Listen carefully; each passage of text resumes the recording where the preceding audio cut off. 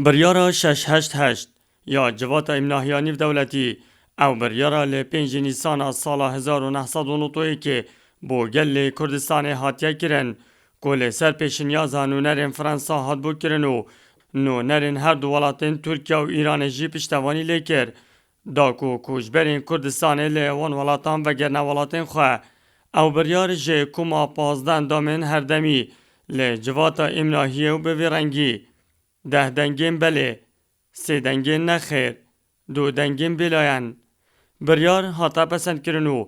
دورا آرام و دجافرین بو خلک کردستانه لجور هلا 36 هاتا دانان اكم صح يعني في برياري بداية هندك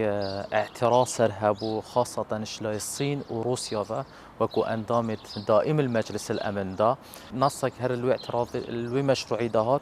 قوتي أفاب تشي ونابتا كارتي كرنك الشؤونت عن كاروبارت نافخوية عراق دا وإنما أمي بوي چندت كين كو باراستنا ما في مروفي ما في تاكا كسي كرد الفي ولاتي دا بكتا جواتك هبيتن هريمك هبيتن ضمن عراقك وهريما كردستانية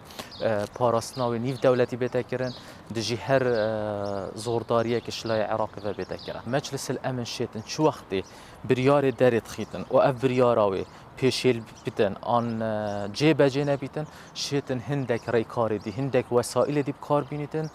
بوچه با حمایه بریارا در خستی او جبریکا تدخلکا انسانی بیتن کو یا عسکری بیتن او بریار یا هفدن بوکو دور پیچکا او بوری و آسمانی جه لای جواکانی و دولتی و لسر عراقی هات بو سپاندن جه اگر آداگیر کرنا کویتی کو هفیمان هم به گرزکا گران لشکر عراقی تو شیزیانن مازن کر بو وجه کویتی در کر بو خلکی ما براستی البر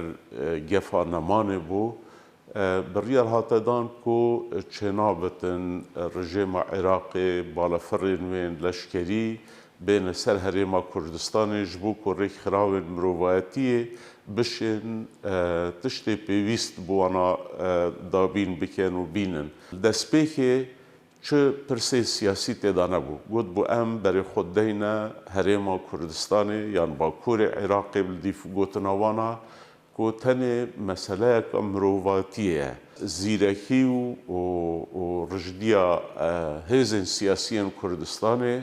وكر كو هيدي اعترافي بيتا كرن نوطو حتى 2003 وكر كو ببتا واقعك ايدي جواكي نافنا توي اعتراف به هرم بکتو به حکومت بکتنو